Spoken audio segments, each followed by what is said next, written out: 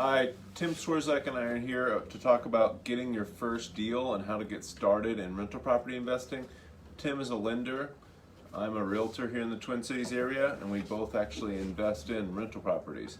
So, people are having trouble right now finding a deal, getting discouraged, even giving up because it's not easy to go out and find a good cash flowing deal. So, we wanted to talk a lot about mindset. It's not that you're gonna run off and find a good deal just by turning on the MLS or looking at Zillow or needing to do anything special either. You don't have to do your own marketing necessarily and find deals and go take a realtor exam to make it work. So getting started is the hardest thing. Finding the first deal is the hardest. Not because of the first deal, just mentally, it's the hardest thing to get your head around. So first deal is the hardest. The first deal does not have to be a home run. It has to work. You have to know how to run numbers. The rents have to work well. But getting started is the most important thing you can do when it comes to rental property investing. So if it's something you want to do, you need to get started, and that's what we're here today to talk about. Right. I agree. By the way, what's up to the people who are already on here? David and Laurel, I see you both. I got your comments. It's not necessarily easy, but it can be very fruitful. This wasn't planned on our notes, but here's a little motivation for you. Jordan helped someone buy a house last year, almost exactly a year ago. Michael? Not even a year ago. Not even a year. Okay, Yeah. so less than a year ago. 8 months ago. And so he bought a distressed house in a distressed area, but he owned it for 8 months, sold it, and paid off all his student loans in the process. And that was at least 30 grand in student loans, right? Yeah, around maybe a little above 30, but not too much. Yeah, but in less than 8 months. So sometimes I hear people like, I want to pay off debt before I go buy a place, but he's just one example of where you don't have, it's actually better in some ways not to. So that wasn't part of the original plan, but I think it's worth noting because if you just look at how hard it is and you don't look at what the benefits can be, then why would you ever do it, right? And so in that deal took him quite a bit of time to find. We were looking for 3 to 6 months, and he made offers on multiple properties, and we finally came across one that had been listed for a while, had one picture up. We went and looked at it. It was in okay shape. It was still pretty rough, but yeah, he did the rehab to it and ended up making a bunch of money and being able to pay off his loans. That brings up someone on our Ashley right here on our chat. Actually, she just paid off her student loans. I saw that. She's awesome. Celebrating that last night. So good job, Ashley. Yeah, congratulations. So we were talking about market updates and finding deals, and you kind of touched on it, Jordan, but we're getting a little bit more in depth about how you find a deal right now. Like, what are maybe not all the strategies, but what's the mindset someone has to have? You need to be ready to move fast. Good deals come up, and you need to know what a good deal looks like. So being able to analyze a deal right away and see that, hey, this has a possibility to cash flow here. So I put one under contract last week and one under contract this week that were both good deals. In both of them, they made the decision in 1 to 2 days. So you don't have 5 days to make a decision, and that's really hard for a lot of people because they want to think about it and they want to talk to other people about it and they really want to fully be comfortable with it before it happens. But there's really not time to do that right now, and you do have the inspection period to make sure that everything checks out, make sure the property's in good shape. So it's hard to find a deal that's in good shape. Yeah, those of you who met with me know that I have that thing I call the 85% rule, which basically means if you're 85% sure you should make an offer on a house, you better buy it. Because the problem with waiting and sleeping on it, which is a natural, uncomfortable reaction really, but a natural reaction is that when you sleep on it, you give someone else the opportunity to buy it first. So if you can go in, secure it, buy it, then you have the time to do what's called the due diligence, which is, gather more data and make up your mind. Like, you can come to someone like me and figure out your exact payment rather than an estimate. You can find out what your insurance is going to cost. You can have the house inspected.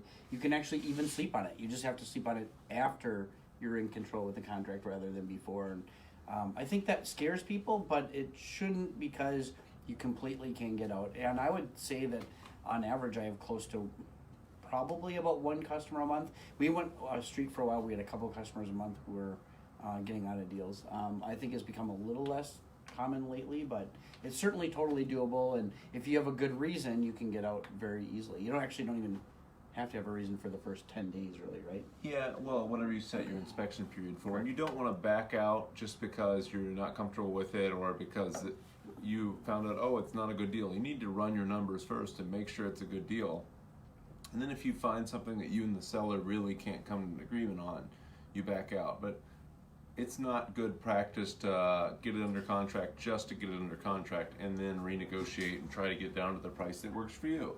Sure. So if you can't get it under contract at the price that works for the numbers, then don't put it under contract at their asking price just to get it and renegotiate later. Right, and certainly I'm not promoting buying a property, getting it under contract to waste anyone's time. You should be 85% sure. Yeah. I'm just saying, like, most people won't be 100% sure when they make an offer, just because psychologically it's a big step, and especially if we're talking about beginning investors. They're just nervous, right? And you should be. It's totally natural. So I definitely am. I want to be clear that I'm not saying that you should just put every property under contract. But if you're 85% sure, you can't wait till you're 100% to get it under contract. Yeah, exactly. That's all I mean. Yeah. And you need to be patient and also consistent at looking at deals. So consistent in checking the MLS feed your agent set up for you, consistent in going and looking at properties, and patient in knowing that it doesn't happen overnight. My average time for clients to find properties is 3 to 6 months in the current market. So it takes quite a bit of time, and that's okay. But when you find it, you really probably have a day to make the decision on it. Maybe 2 days if you're lucky, but you really have a few hours to a day to make a decision. And you really need to know what the market rent is versus the current rent to help you make that decision of, hey, it's a cash flowing deal. So ways you can find that out are Rentometer, Zillow, Craigslist, talking to realtors and landlords in the area, talking to property managers in the area. You can get a good feeling for the rent rather easily. It's not a hard thing to figure out. If you see that, hey, there's 15 properties in the area listed at $1,100, there's a good chance that the rent in the area is $1,100. So right. So can I ask? I 100% agree with you, but I want to flesh out a little bit why that is. So can you give me an example of where that matters to finding a deal? Like, so rent's $1,100, but why would I know the answer to this, but can you flesh out like why that would be important to someone, or Sure. how that would help them find a deal? a lot of landlords stick with a tenant because they're easy tenants and they never raise the rent on them. So they might be a tenant with a 2-bedroom rented for $800 in an area that actually demands $1,400 for a 2-bedroom. So you could buy it, fix it up just a little bit, and raise the rent quite a bit. So You know anyone who's done that recently? yeah. Oh yeah. Jordan helped me find a house that we're actually closing on soon, and those are the numbers that we're looking at. Is the current rent's $850 is what they're collecting because it's from friends, and the friends have lived there forever. And I'm anticipating having rent somewhere in the high 1,300s to low 1,400 on that same unit, with a little bit of rehab, but not much. I mean, we're talking like a modest to minor rehab amount to get to those numbers. Yeah, and it's easy for a landlord to keep somebody because they're easy to deal with and they don't call often, they don't bug them. And for them, you have to understand this, for them that might still be a good deal. Maybe they bought the property 10 years ago at a much lower price than you. So if they're getting $800 a unit, it's a good deal. But for you, for it to be a good deal, the rent might need to be at market. So it might need to be $1,400 a unit. Right. And you can't say, well, why are they doing this? This doesn't make any sense. It's not a good deal here. It might be a good deal for them. They don't have to work on it much. It's still bringing in cash flow. It's a good deal. It's traditionally people who are doing that are the ones who didn't start out to be landlords and they just kind of became accidental landlords. That's Sure. often right. So they don't, or they're very, very busy in their personal lives and they don't want to have to worry about managing it. So if I can get someone in there and they stay there for a very long time, it's okay for them because they own it for less than what we would if we were buying it I today. think those tenants have been in there for 8 years. Right. The one you're picking up, I've run into tenants in South Even- Minneapolis have been there for 20 years, and they're easy on the landlord. So that makes a big difference. Yeah, and even I have a smaller duplex in Northeast Minneapolis where our tenants are 5 years in, and they'll probably stay a sixth, and they're at a reduced rent. I mean, they're at $1,200 even, whereas the unit that has traditionally rented for the exact same amount that's in the same building is at $1,340. Yeah. So they're getting a roughly $140 break from us, but they are easy. They're a long-term tenant, so we're giving them a little bit of a deal, and we'll increase that a little bit this year, but they'll still be getting at least $100 off per month, even with the increase. Because I don't plan on going above $1,240 for them on a renewal. And I do the same thing. I have some units that rent for $800 when I'm renting them new, fixed up, and I take $750 from the current tenants because I would rather keep them than have to find a new tenant and have a month or two vacancy. It's just easier. Right. That $50 is not worth it. Right. And it could, same thing for the new landlord. It's not worth it, or the old landlord. So other things, anything else worth mentioning in that area? Moving fast. You mentioned mindset. Is there anything else that's Really knowing how to run your numbers, and we just did a meetup on this. So we've got a video on it of how to analyze a deal and be confident in your numbers. So when you find a good deal, you can be confident in making an offer. So if you don't know your numbers, talk to somebody that does, that can help you figure that out. I'm sure you know, I know what water, sewer, and trash is going to run in Minneapolis for a duplex. Yeah. It's typically going to be $160. That's the same number, I guess. Yeah. Yeah. So what happens when you're live and someone tries to call you? What's going on right now? Anyway, so I agree, and I think if you run numbers enough in a certain area, though, you can feel confident that you already kind of know what it should look like, right? And so you can know what a good deal is by having run numbers often. So I do recommend running numbers on houses that you wouldn't even buy or houses that have already sold, because then you can get that experience and you can see, okay, majority of the times I see cash flow at X, I see, whatever the need for rehab at Y, and I see the my cash investment at whatever Z, right? And when those are your standards, and then all of a sudden you see something that's significantly better than that in one or two categories, you've got a deal, you better act fast, and that's where it comes in, where, okay, go ahead and buy it and worry about, and then if you need to do a little due diligence later, fine, but, that's part of moving quick, is having done that research often enough where you see the property and it doesn't take you long. Say research and practice. You're confident on that side, so when you find a good property, you can be confident. So you can make it easy. Yeah, the last 3 properties I bought, I didn't even really run numbers because I already know. Being a mortgage guy, I knew what the mortgage payment was going to be in my head within $50 or so, and I mean, my numbers are not so tight that I get it down where $50 matters, right? So the reality is I knew it was a good enough deal to make an offer before I ever ran numbers. I went back and ran them afterwards just to confirm what I already knew, and I was like, yep, that works, right? And so I knew when I saw it, I've looked at enough deals that I knew already that it far exceeded the average deal that I look at, and this was one I needed to take seriously and make an offer on before I even ran the numbers. And then I went back and I was like, yep, I just confirmed what I already knew. And believe it or not, most of you who don't even own properties yet already have that same ability. You're just not confident in it yet. Whereas I've done a lot of deals, I have confidence in myself. You've already ran numbers on 50 or 100 properties if you're watching this and you've been looking at properties for a while. So you have that knowledge. You just got to, in your head, realize that you have that knowledge, right? And I think that confidence is going to help you a lot, and is going to help you move on a deal quickly.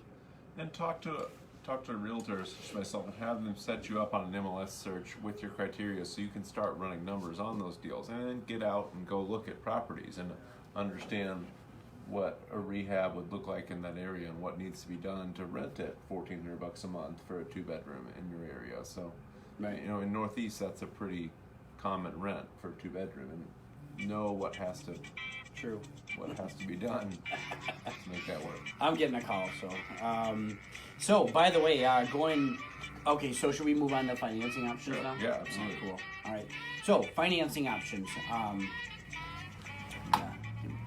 All right, so there are a couple of different ways to finance properties. Jordan and I's favorite way to buy a property is what's called a house hack. And that really what that means is that you're owner occupying a property that you plan on receiving a rent on. Very often we work with duplex and multifamily owners to do this, right? So you're living in one side, you're renting out the other. But there are plenty of people that we know that buy a single family home. They buy like a 4-bedroom house and they rent out the other 3 rooms. Oh, yeah. So there are a couple different ways to house hack, but the reason why you'd want to do that and what makes it so different is your financing is cheaper and your down payment is significantly less, right? Like, for example, if you were going to buy a duplex, you can get a duplex with either a 3.5% or a 5% down payment if you live in it. If you don't live in it and you want a conventional financing, safe financing with all excellent terms, the best you're going to do for down payment is 25%. And your interest rate is most likely going to be approximately 1% more, and your closing costs will be higher. Yeah. All because you're not living in the property. Now, those properties actually cash flow better because when you're only putting down 3.5% or 5%, you can't expect amazing cash flow. But everyone always talks about cash flow when you talk about property, but the reality is there's 4 ways that people make money when they buy investment properties, and cash flow is usually one of the least impactful ones. It's not looked at very closely, but when you look at appreciation and you look at depreciation, those 2 things are much more impactful long term to your wealth than cash flow. Now, cash flow is what helps us retire, and Sure. I love cash flow. That's Yeah. why I do it. But the reality is it's less impactful to your overall financial wealth than 2 of the other 3 factors, anyway. And loan pay down is a big thing too. So I'd say coming back to the 3.5 compared to 25% down. If you put a low down payment, so 3.5 or 5%, and you can make it cash flow, your cash on cash return is going to be much higher than your 25% down Nope. payment. Every time, yeah. Typically you want to put down as little money as you can to buy rental properties if you can still make them cash flow.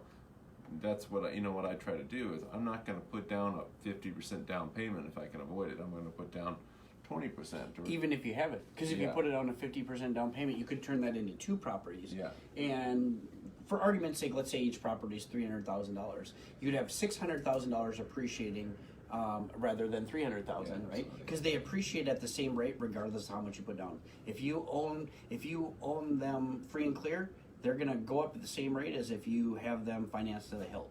So you might as well at least, if you do have that kind of down payment, you should spread it out over multiple properties because you'll get that appreciation, you get the depreciation. You're going to get more tenants paying you rent, which is more of that loan pay down you talked about. Yeah. And the only thing that would suffer is the cash flow, but it wouldn't necessarily be much worse. It'll be slightly worse Well, I because if think you it take 2 properties with 25% down, you probably don't cash flow the same as 1 property with 50, but it's close. I like looking for properties that I can cash flow with 5 or 3.5% down, and you only get so many of those, unfortunately. But I love that because if I can find a deal that works at 3.5 or 5% down, it's going to be a home run deal later on. Right. So yeah, I think house hacking is the term for living in one and renting the other units out. I think that's a great way to go, or even single family. Right. The Hey- best way to get started. Hey Ken, thanks for the. We got a industry pro on the line that said that we're doing great information. So thanks, Awesome, Ken. thank you. Yeah. So if you're not living in the property, there are loans available to you. But like we said, there's a couple different types. But what most people, if you're going to get started, we definitely recommend staying with conventional loans to start. They're safer loan products. They offer you good advantages, and it's definitely what I recommend as you're getting started. But further down the road, there are actually something called a portfolio loan, which is just basically, in many ways, it means that it's not a loan that's going to be bought and sold similar to the mortgages you're used to. Those mortgages offer more competitive terms and rates, but they're standardized, so that they can be bought and sold, right? And they also have to follow different government regulations that when you get outside of that loan type, there are loans available. And those loans, that you'll hear them called portfolio loans, and you'll hear them called commercial loans. That's the 2 most common things you'll hear. You might also hear business loans. but they're business loans for real estate. Any one of those three can be almost used interchangeably, and what those are going to offer is flexibility. So when you run into a brick wall on something, that's when you want to look to those portfolio or commercial loans, and but not until you get that brick wall, right? Because there is benefits to going residential and conventional financing to start. And yeah, I think you're exactly right on that.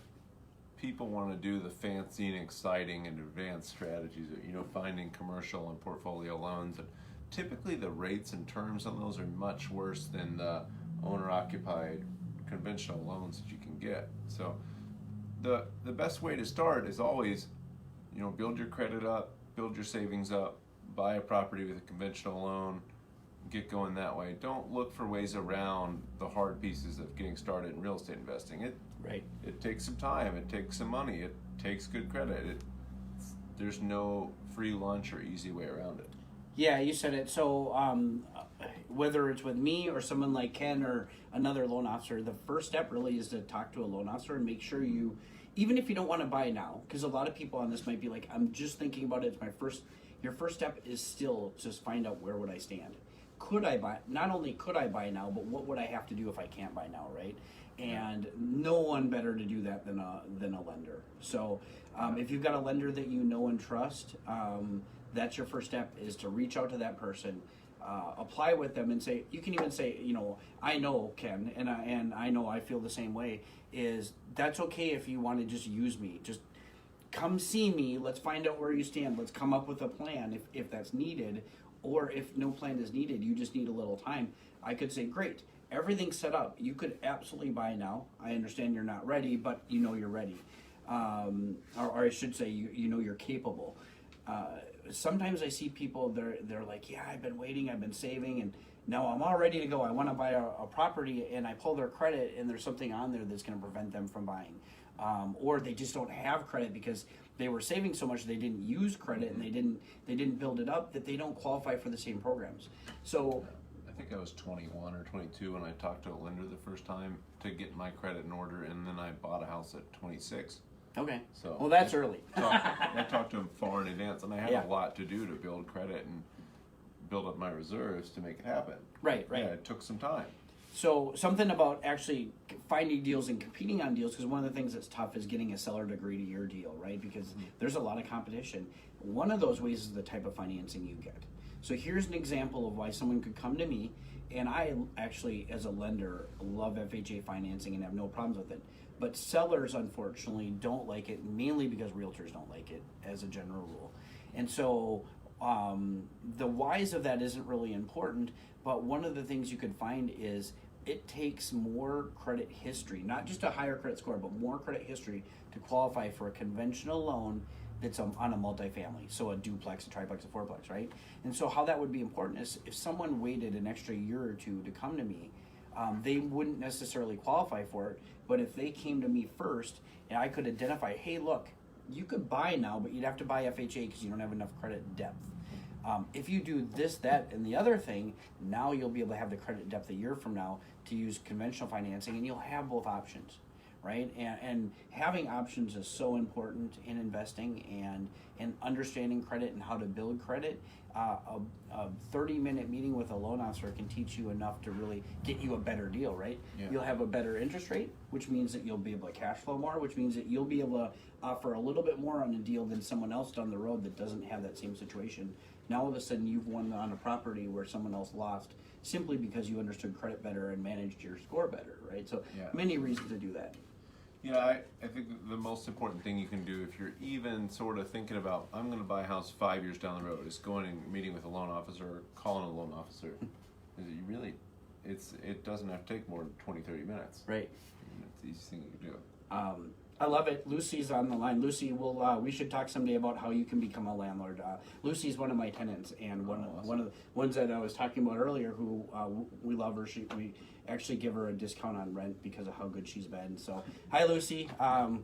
Let's talk someday about how you can become a landlord too. All right. Are there any questions? Anyone? I mean, I think we've covered kind of the topics we wanted to cover. So, does anyone have questions that you want to put on the screen, and we can try to answer some of them for you. Yeah, no question is a dumb question. So anything you got. But type fast, because we don't want to just sit here. Yeah. Jordan, what you doing tonight? Do you got any plans? Yeah. Lots of showings tonight. All It's right. Friday night. All right. We've got a kids festival at the school, Oh, cool. so yeah, it's like, there's a fundraiser and stuff. That'll be fun. Yeah. Carnival. So I'm not seeing anything. Anyone else, any questions out there at all?